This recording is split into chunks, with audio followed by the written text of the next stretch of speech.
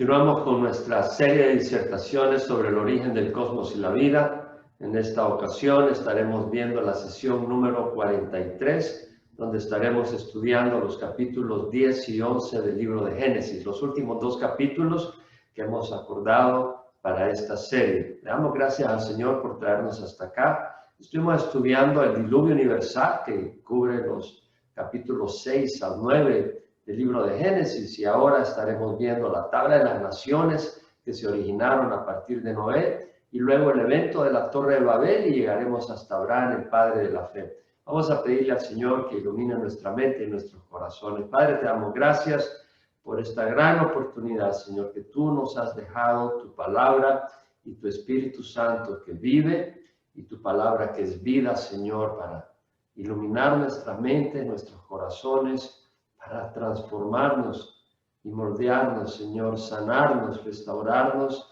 y darnos esa linda comunión contigo. Y te rogamos que tú bendigas a cada persona que se una a esta enseñanza, en nombre de Cristo Jesús. Amén. Bueno, estamos en el capítulo 10 del libro de Génesis, donde vemos sobre los pueblos que poblaron la tierra después del diluvio. Esto ocurre después de la Torre de Babel, porque esos grupos se formaron después de la dispersión en la Torre de Babel, pero aparecen antes del evento de la Torre de Babel. Estas son las generaciones de Sem, Cam y Jafet, hijos de Noé, a quienes les nacieron hijos después del diluvio. Estamos en el capítulo 10, versículo 1. La narración empieza con la descendencia de Jafet. Los hijos de Noé fueron Sem, Cam y Jafet, pero la narración de la tabla de naciones empieza con Jafet. Los hijos de Jafet: Gomer, Magog, Madai, Javán, Tubal, Mesec y Tiras. Los hijos de Gomer: Askenaz, Rifat y Togarmah. Los hijos de Javán: Elisa, Tarsis, Kitim y Dodanim. De estos, las costas de las naciones se dividieron en sus tierras, cada uno conforme a su lengua, según sus familias en sus naciones. Tengamos paciencia, hay varios nombres, pero hay información en esto y luego continuaremos con bastante aplicación. Estos son grupos que se establecieron al norte de Israel, los hijos de Jafet. De Javán derivan los helénicos, los griegos. Los de Magog son los que se establecieron al norte de Turquía, al sur de Rusia. Esta es realidad. Los de Kitim son los que habitaron en Chipre, en el mar Mediterráneo, hacia las costas de Turquía y Siria. La narración continúa con la descendencia de Cam en los versículos 6 al 20. Los hijos de Cam: Cus, Misraim, Fut y Canaán. Los hijos de Cus: Seba, Avila, Sapta, Rahama y Sabteca. Y los hijos de Rahama: Seba y Dedán. Cus se estableció al sur de Arabia, al norte de Etiopía, al sur de Egipto y en Sudán. Seba era el grupo al suroeste de Arabia, al suroeste. De hecho, la reina de Seba viajó hasta Israel en tiempos del rey Salomón para conocer su esplendor y sabiduría, y Jesucristo hizo referencia a ella. Rama y Sabteca poblaron al sur de Arabia. Tenemos información histórica de esta narración de la tabla de las naciones escrita en el libro de Génesis. Qué impresionante. De Génesis 10, del 8 al 12, tenemos la historia de Nimrod. Es un personaje muy importante, aunque negativamente. En Génesis 10, 8 al 12, leemos que Cus engendró a Nimrod, que llegó a ser poderoso en la tierra. Él fue un poderoso cazador delante de Jehová. Por tanto, se dice, como Nimrod, poderoso cazador delante de Jehová. Y el comienzo de su reino fue Babel, Erech, Acab y Calne, en la tierra de Sinar. De aquella tierra salió hacia Siria y edificó Nínive, Rehobot, Yoir, Cala y Resén, entre Nínive y Cala. Aquella es la gran ciudad. Entonces, Nimrod, su nombre está asociado con el verbo rebelarse. Quiere decir rebeldía, ya te puedes imaginar. Fue un tirano cruel de gran poder y fundó Babilonia y Asiria, que fueron enemigos acérrimos posteriormente de la nación de Israel, del pueblo de Dios. Fueron naciones idólatras.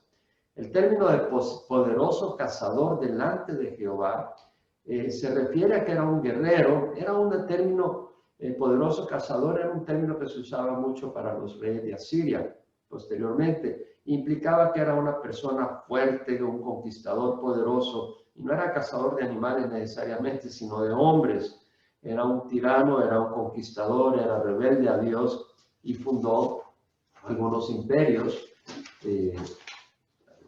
oprimiendo a los hombres, es decir, conquistándolos. Seguimos pues con los descendientes de Cam. Misraim engendró a Ludim, a Namim, a Lehabim, a Naftujim, a Patrusim, a Cashluhim, de donde salieron los filisteos, y a Caftorim. Los filisteos fueron enemigos de Israel. Misraim es el nombre antiguo de Egipto. Sus descendientes se establecieron al norte de África y Creta. Luego leemos que Canaán engendró a Sidón, su primogénito. Vemos que Canaán, el descendiente de Cam, engendró a Sidón, su primogénito, y a Het, el Jebuseo, al Amoreo, al Gergeseo, al Ebeo, al Araseo, al Sineo, al Arvadeo, al Semareo, al Amateo, y después las familias de los cananeos fueron esparcidas. El territorio de los cananeos se extendía desde Sidón rumbo a Gerar hasta Gaza, y rumbo a Sodoma, Gomorra, Adma, Seboim, hasta Laza. Canaán habitó pues en la tierra prometida, la cual Dios posteriormente entregó a Israel para siempre. Los jebuseos fueron los que habitaron en Jerusalén. No sé si recuerdas, si has estudiado la Escritura, que David conquista a Jerusalén, que estaba en manos de los jebuseos. Sidón habitó en la costa de los fenicios, en Líbano. Estos son los hijos de Cam, según sus familias, según sus lenguas, por sus tierras, por sus naciones. Los descendientes de Fut no son mencionados. Fut es Libia, al noroeste de Egipto. De Génesis 10, 21 al 31 tenemos la descendencia a partir de Sem. Esto es muy importante. También le nacieron hijos a Sem, padre de todos los hijos de Eber y hermano mayor de Jafet. Los hijos de Sem, Elam, Asur, Arphaxad, Lud y Aram. Los hijos de Aram, Uz, Ul, Geter y Mas. Aram fue el antecesor de los arameos en Mesopotamia. Arphaxad engendró a Sala y Sala engendró a Eber. Y a Eber le nacieron dos hijos. El nombre de uno fue Peleg, porque en sus días fue repartida la tierra. Y el nombre de su hermano Joctán. Bueno, Peleg quiere decir división. Y la palabra repartir, palag, significa dividir. De hecho, en el Salmo 55:9, el salmista hace referencia a la división por las lenguas. Y usa esa misma palabra, palag, que quiere decir repartir. Entonces, aparentemente, Peleg nació cuando fue la rebeldía en la Torre de Babel, que veremos en el capítulo 11 en esta misma sesión.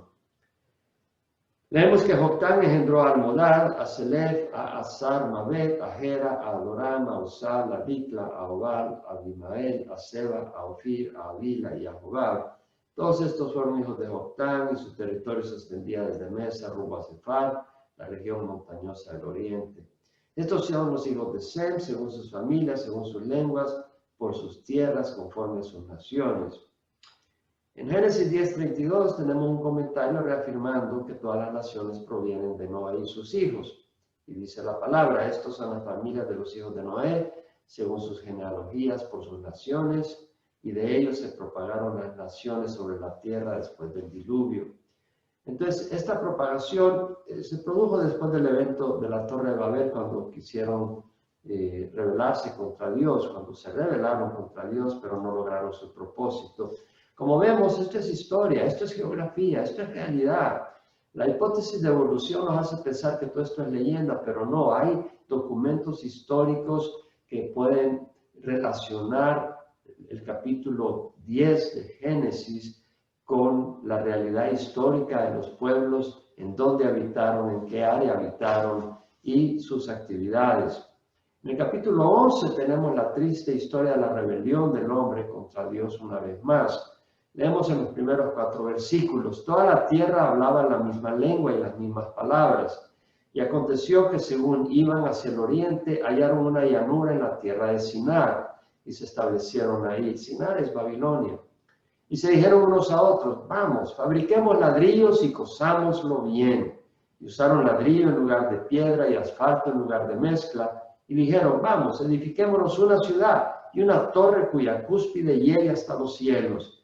Y hagámonos un nombre famoso para que no seamos dispersados sobre la faz de toda la tierra. Bueno, Dios había dado la orden que se multiplicaran y se dispersaran sobre la tierra, que la llenaran, no que se concentraran en un solo lugar. En Génesis 9:1 leemos que Dios dice, bueno, bendijo Dios a Noé y a sus hijos y les dijo, sed fecundos y multiplicados y llenad la tierra, no se concentren en un punto. Dice que usaron ladrillo en lugar de piedra, empezaron a usar tecnología, fabricaron ladrillo en grandes cantidades para hacer una fabricación, una edificación majestuosa e imponente que llegaría hasta las nubes. Probablemente esperaban que los dioses viajaran a las nubes, de las nubes hacia ellos, o ellos llegaran hasta, no sé hasta qué altura soñaban llegar. Pero el punto es que era una rebeldía contra Dios y usaron asfalto en lugar de mezcla. Bueno, la palabra asfalto, queimar, perdón, en el hebreo, tiene varias traducciones. En inglés, slime, pitch, asphalt, bitumen. La King James Version la traduce con slime. Slime es una sustancia pegajosa, con una consistencia pegajosa, como mucosidad. ¿Qué podemos decir? No hay un término exacto de qué es. La palabra asfalto, la New King James Version la traduce asfalto, la New International Version, New Living Translation, New American Standard, New English Translation la traduce tar, que quiere decir brea, la English Standard Version la traduce bitumen. En otras palabras, era una sustancia oleaginosa, no tenemos detalle exactamente qué fue lo que usaron. No creo que sepamos exactamente, pero lo que usaron, pero usaron algo así como brea, como bitumen. Y Jehová descendió para ver la ciudad y la torre que habían edificado los hijos de los hombres. Bueno, Dios está en todas partes, pero es una manera dramática de presentarlo. Y dijo Jehová, he aquí son un solo pueblo, y todos ellos tienen la misma lengua. Y esto es lo que han comenzado a hacer, y ahora nada de lo que se propongan hacer les será imposible. Cuando el hombre se une, puede unirse para hacer el bien o para hacer el mal, y cuando se une para hacer el mal, es terrible. Vamos, bajemos y ahí confundamos su lengua, para que nadie entienda el lenguaje del otro. Así los dispersó Jehová desde allí sobre la faz de toda la tierra, y dejaron de edificar la ciudad. Dios logra sus propósitos, amigos. Por eso fue llamada Babel, porque ahí confundió Jehová la lengua de toda la tierra, y de ahí los dispersó el Señor sobre la faz de toda la tierra. Babel significa confusión. El lugar existe, está localizado en Irak, en el río Éufrates, al sur de Bagdad. Y leemos que, así como en la historia de la Torre de Babel, la humanidad una vez más se está uniendo contra Dios y sus leyes, rechazando el testimonio de la creación, con el engaño de evolución. No hemos sido creados por Dios, establecemos nuestras propias leyes, nuestra propia moralidad. Y ahora el mundo se está uniendo, tenemos un lenguaje común. Hay muchos idiomas, pero el inglés es el idioma internacional. Tú quieres hablar de negocios, quieres hablar de tecnología, el inglés. Y la gente se comunica. Hay un idioma internacional. Es una segunda lengua para muchos de nosotros, pero es un idioma internacional. Y el Internet es una vía rápida de comunicación. Podemos comunicarnos con gente desde Estados Unidos, con gente en Rusia, en Inglaterra, en Argentina, en El Salvador, en cualquier lugar, en África, en cualquier lugar del mundo. La tecnología ha unido al hombre. Desgraciadamente, el hombre se está uniendo en contra de Dios, rechazando las leyes morales de Dios, el matrimonio como Dios lo estableció en el libro de Génesis, destruyendo la vida en el vientre de la madre y estableciendo leyes y diciendo no nos creó Dios. Y la Biblia dice que en los últimos días se levantará un líder carismático, que es el anticristo, y establecerá un gobierno global rebelde a Dios. En el Salmo 2, la Biblia nos habla de ese comportamiento del ser humano y de esa manifestación de rebeldía que ha mostrado el hombre y que la mostrará aún en los últimos días. En el capítulo 2 de Salmos leemos, ¿por qué se sublevan las naciones y los pueblos traman cosas vanas? ¿Contra quién se están sublevando? Es contra Dios. Se levantan los reyes de la tierra y los gobernantes traman unidos contra Jehová y contra su ungido, contra Jesucristo. Y uno quiere saber de que Jesucristo es el único camino, la verdad y la vida, y te consideran una persona negativa si tú piensas así. Dice la palabra que Dios dice, rompamos sus cadenas y echemos de nosotros sus cuerdas. El que se sienta en los cielos se ríe, el Señor se burla de ellos. Es decir, Dios lo hace con tristeza, pero se ríe quiere decir que ¿qué le van a hacer a Dios? Cuando Dios se propone algo, nadie se puede oponer, Él va a lograr su propósito. El mundo se opone contra Jesucristo, Dios va a traer a su Hijo Jesucristo a reinar sobre la tierra. Luego les hablará en su ira y en su furor los aterrará. Pero yo he consagrado a mi Rey sobre Sión, mi santo monte. El Rey es Jesucristo y Sión es Jerusalén. El Señor Dios traerá a Jesucristo, a su Hijo, a reinar sobre la tierra. Jesús viene. Ciertamente anunciaré el decreto de Jehová que me dijo, mi Hijo eres tú, y te he engendrado hoy. Pídeme y te daré las naciones como herencia tuya y como posesión tuya a los confines de la tierra.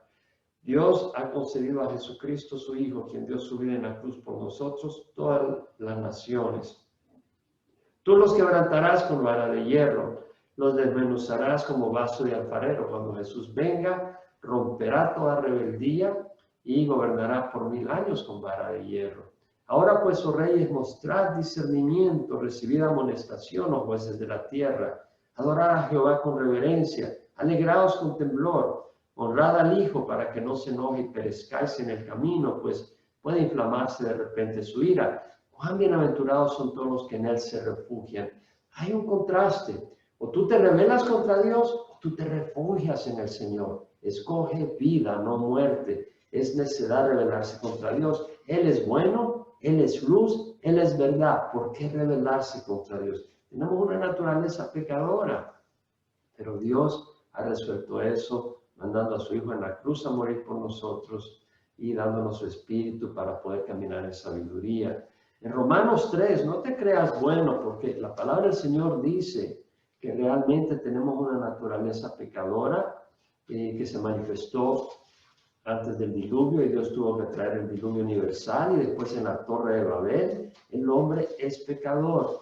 Nosotros tenemos una naturaleza pecadora. En Romanos 3, Pablo hace referencia que tanto las personas religiosas judías como los que no conocían la ley de Dios, todos somos pecadores. Y dice Pablo, ¿somos nosotros mejores que ellos? O sea, ¿somos los judíos, decía Pablo, los que tenemos la ley de Dios mejores? De ninguna manera, porque ya hemos denunciado que tanto judíos como griegos están todos bajo pecado. Los que no tienen la ley pecan contra su conciencia, y los que tienen la ley hemos pecado contra la ley de Dios.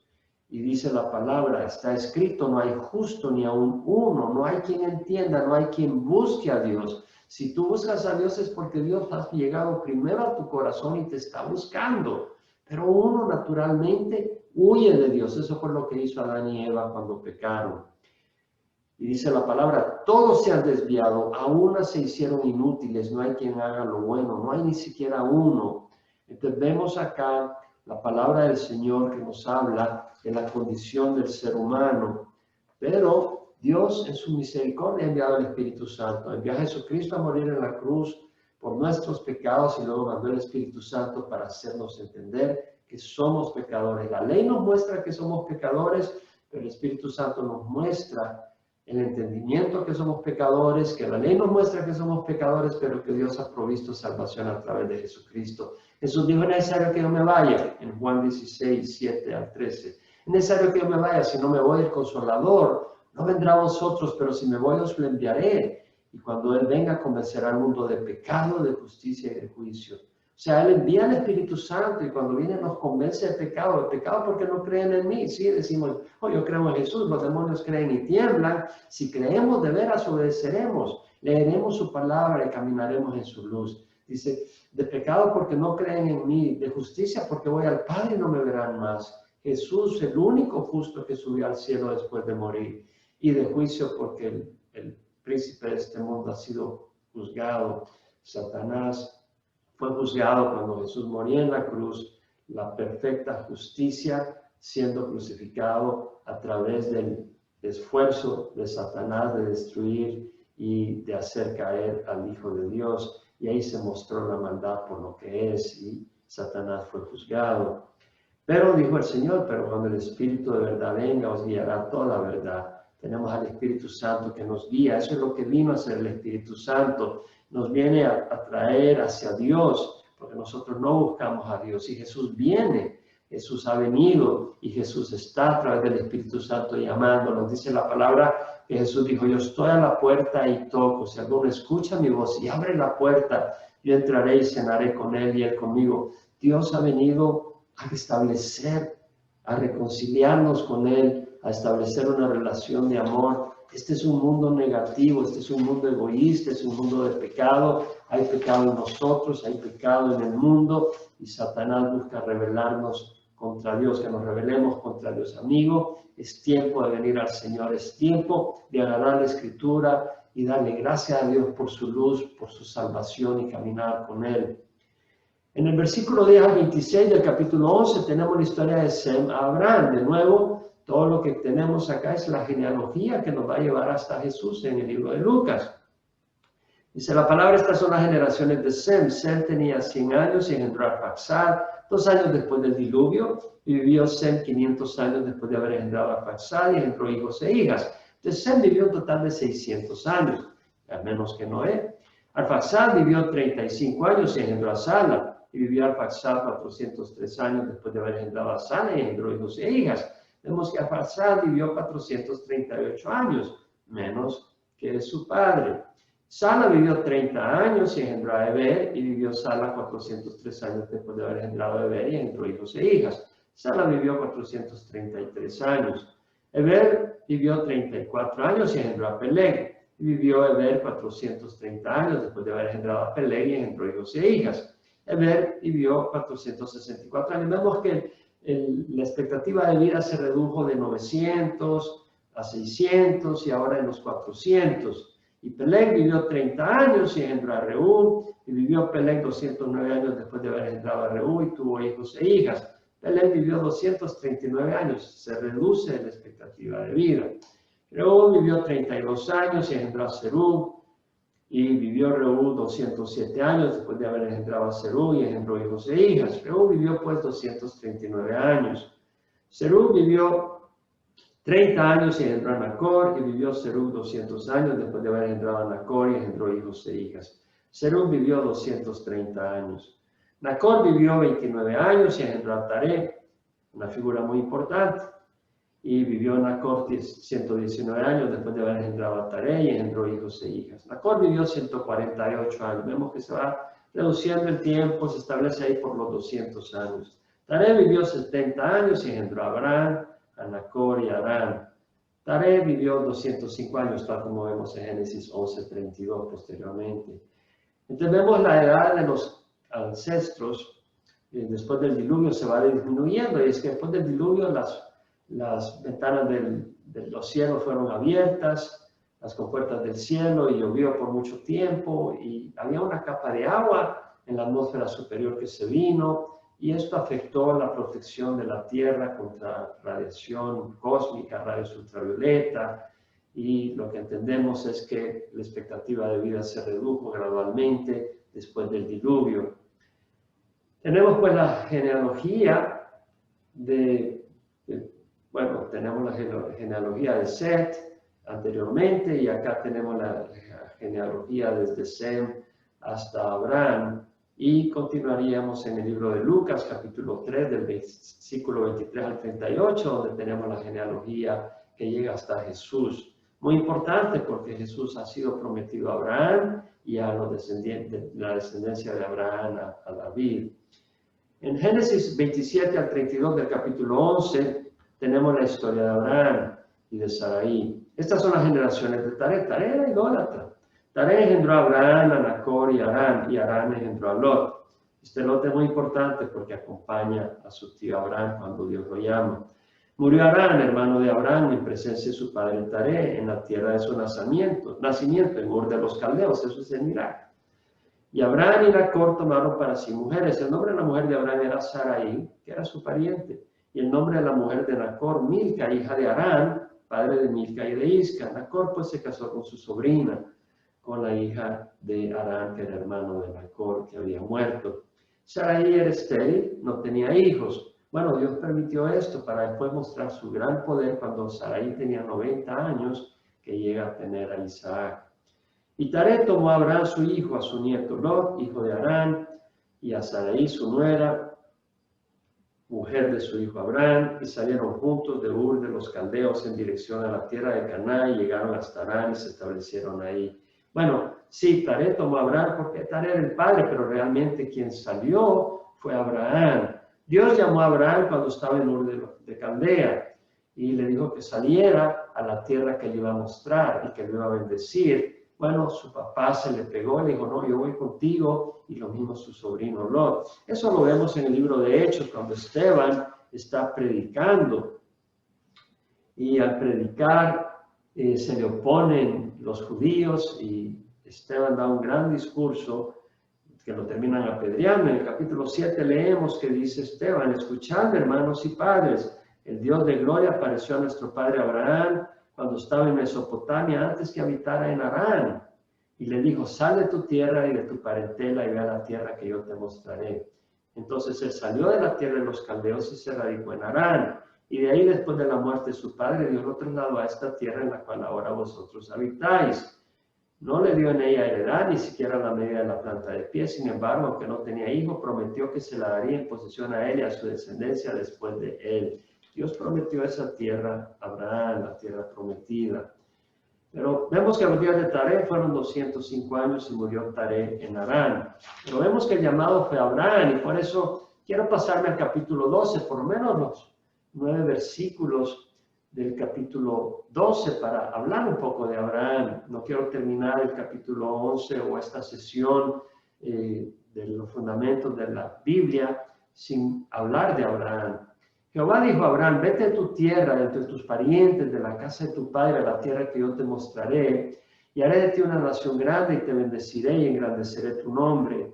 Y será bendición, bendeciré al que te bendiga, y al que te maldiga, maldeciré, y en ti serán benditas todas las familias de la tierra. ¡Qué promesa más linda del Señor! Póntete a pensar lo que dice el Señor. Dios se le aparece a Abraham en la tierra de idolatría. Su padre era idólatra, probablemente Abraham era idólatra. Pero Jehová, el Dios verdadero, se le aparece y le dice, vete de tu tierra, de entre tus parientes, de la casa de tu padre, a la tierra que yo te mostraré, y haré de ti una nación grande, y te bendeciré y serás bendición. Bendeciré a los que te bendigan, y al que te maldiga, maldeciré, y en ti serán benditas todas las familias de la tierra. Dios había prometido un Mesías en el capítulo 3 de Génesis. Obviamente que Abraham sabía de eso, tenía la historia. Ahora Dios le promete a Abraham que a través de él vendría el Mesías. Y a través del Mesías serán benditas todas las familias de la tierra. Dice la palabra que Abraham se fue tal como Jehová le había dicho, y Lot fue con él, y Abraham tenía 75 años cuando partió de Harán. Es decir, Abraham salió, se le pegó su padre, y Abraham fue respetuoso de su padre y dejó que viniera y le siguió Lot, pero llegaron a Harán, y en Harán murió su padre, y Dios le dice, continúa, ve a la tierra prometida. Y dice la palabra que tomó Abraham a Sarai, su mujer, y a Lot, su sobrino, y todas las posesiones que ellos habían acumulado, y las personas que habían adquirido en Harán, y salieron para ir a la tierra de Canaán. A la tierra de Canaán llegaron. Abraham no sabía dónde iba, Dios lo guió y lo llevó a la tierra de Canaán. Atravesó Abraham el país hasta el lugar de Siquem, hasta la encina de Moré, y el cananeo estaba entonces en la tierra. Vimos en la tabla de las naciones que los cananeos habitaban en esa región. Y Jehová se apareció a Abraham y le dijo, a tu descendencia de esta tierra. Entonces él edificó ahí un altar a Jehová que se le había aparecido. Abraham se convirtió en un adorador del Señor. De ahí se trasladó hacia el monte al oriente de Betel. Betel quiere decir casa de Dios. Y plantó su tienda tendiendo a Betel al occidente y a Ai al oriente, y edificó ahí un altar al Señor e invocó el nombre del Señor. Y Abraham siguió su camino continuando hacia el Negev. Abraham estuvo en la tierra de Canaán y tenemos la historia de Abraham, que es una historia hermosa. Dios le cambia el nombre de Abraham a Abraham, que quiere decir padre de una multitud, y de Sarai a Sara. Sara, cuando tiene 90 años, tiene un hijo, Isaac, y a través de Isaac Dios continúa la promesa dada a Abraham. Isaac tiene a Jacob, y de Jacob nacen 12 varones que se convierten en las 12 tribus de la nación que Dios forma, la nación de Israel. Dios le avisó a Abraham, le profetizó que su pueblo, su descendencia, iban a estar en Egipto 400 años esclavizados. Dios lleva al pueblo de Israel, a los descendientes de Jacob, de las 12 tribus, lleva a las 12 tribus, a los hijos de Jacob y a Jacob a Egipto. Y ahí están por 400 años y los esclavizan los faraones. Primero llegan con gloria y honor, pero después los esclavizan los faraones y Dios los libera a través de Moisés y los lleva a la tierra prometida. En el camino, en el desierto, en el monte Sinaí, Dios les revela la ley de Dios para formar un pueblo con una constitución, la carta magna, la carta con que ellos gobernarían, que era la ley de Dios, y parten hacia la tierra prometida que Dios le da al pueblo de Israel. Dios esperó 400 años para que se arrepintieran los cananeos de todas sus maldades, sacrificaban a sus hijos al fuego, eran inmorales, practicaban la prostitución religiosa, y Dios les dio años, cientos de años para que se arrepintieran. No se arrepintieron. Cuando Dios lleva al pueblo de Israel, los ordena barrer con ellos y destruirlos, porque era como un cáncer para que no se contaminaran. Y les da la tierra de Israel para siempre. Y cuando entran en la tierra de Israel, pasan 400 años donde tienen jueces que los gobiernan. Ellos se rebelan contra Dios. Dios trae naciones que los oprimen y ellos claman a Dios y Dios los libera a través de estos jueces, de estos líderes. Y posteriormente tienen reyes, empezando con Saúl, luego con David, y Dios prospera la nación. David es un gran rey, un gran conquistador, amplía la nación de Israel, y luego Salomón gobierna en paz y el reino de Israel se convierte enorme, con gran fama, pero posteriormente entra en corrupción, entra en rebeldía, y Dios termina llevándolos al exilio. Primero en el año 722 al territorio norte de Israel, los llevan al exilio, los vence el imperio de Asiria, y luego el imperio de Judá al sur es llevado al exilio en el año 586 a.C. Por Babilonia, que los vence y se los lleva al exilio, pero luego regresan a la tierra prometida, porque Dios ha prometido regresarlos después de castigarlos, y hace 2000 años, o sea, después de regresar a la tierra prometida, cientos de años después, nace el Mesías. Hace 2000 años, Jesucristo, el Mesías prometido, y ahora estamos en lo que se llama el periodo de los gentiles, porque la nación rechazó a Jesús, y ese rechazo sirvió para que el evangelio fuera a todo el mundo. Y por supuesto los israelitas también son invitados a unirse, pues ellos son el tronco del cual viene la fe cristiana, porque fue dada a Israel. Y Dios va a tratar con Israel en los últimos días. Ellos se convertirán en los últimos días, reconocerán que han crucificado a su Mesías, que el Mesías que esperaban ya vino y lo crucificaron, y lo alabarán cuando venga en su segunda venida. Pero el Señor viene por su iglesia y tenemos que estar listos. Pero qué lindo que el Señor en su misericordia tiene un plan perfecto, y su plan es de que el impío no se pierda, pero que se arrepienta y tenga vida eterna. Y así vemos al Señor teniendo paciencia, tratando con la humanidad.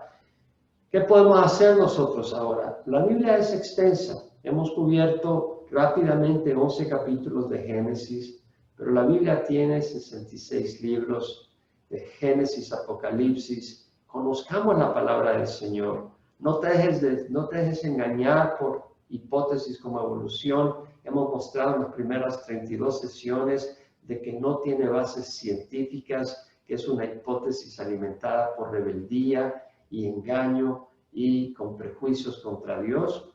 ¿Qué es lo que debemos de hacer? Buscar al Señor, conocerle, recibir la invitación del Espíritu Santo que nos invita a venir a Dios. El profeta Oseas dijo: conozcamos, esforcémonos por conocer a Jehová. Su salida es tan cierta como la aurora.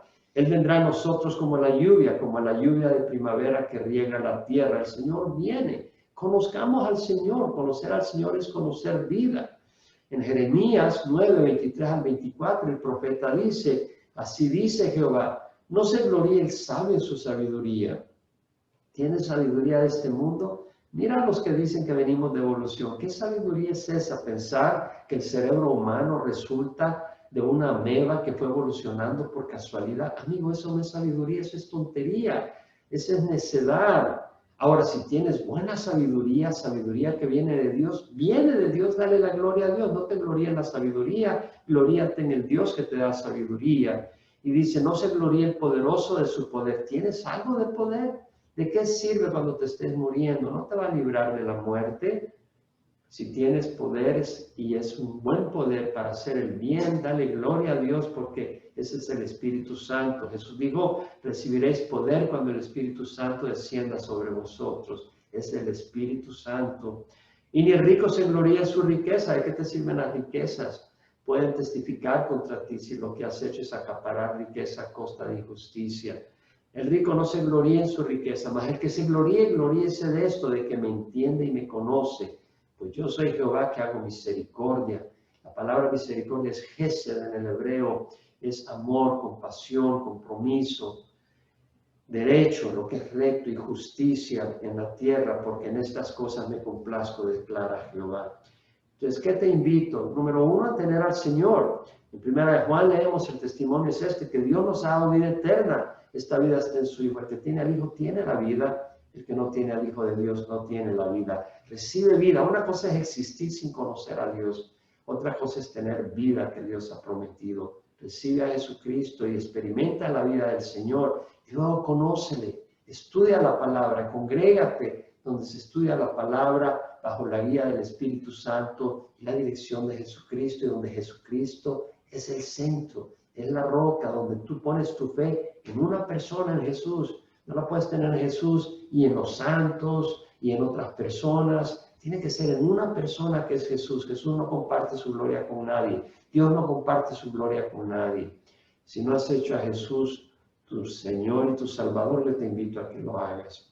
Aquí terminamos los 11 capítulos de Génesis. Le damos gracias a Dios por permitir exponer la palabra del Señor. No vamos a hacerlo, no vamos a terminar sin antes invitar a que recibas al Señor, a que lo hagas Señor de tu vida. Y no terminamos aquí todas las sesiones, todavía tenemos un par de sesiones más que vamos a compartir sobre la importancia de la palabra de Dios. Son 2 mensajes que quiero compartir en la sesión 44 y 45. Pero, de nuevo, te invito a que recibas al Señor. Ora conmigo para que el Señor te dé luz y dirección. Padre, yo te ruego perdón por mis pecados. Hoy recibo a Jesucristo como Señor de mi vida. Creo que su sangre es preciosa y paga por mis pecados. Y te ruego, Señor, que me des tu Santo Espíritu para caminar en obediencia. Tú me amas, tú no deseas que yo me condene. Tú deseas que yo experimente vida abundante, porque tú lo dijiste, que tú habías venido para dar vida y vida en abundancia. Señor, entra a mi vida y dame un corazón para seguirte, lo ruego en nombre de Cristo Jesús. Amén. Qué lindo si has orado. El Señor te bendiga. Y si tú ya conoces al Señor, comparte también con otros lo que conoces del Señor, porque el mundo perece por falta de conocimiento. De nuevo, conozcas al Señor antes o lo aprendiste aquí el día de hoy, lo recibiste hoy.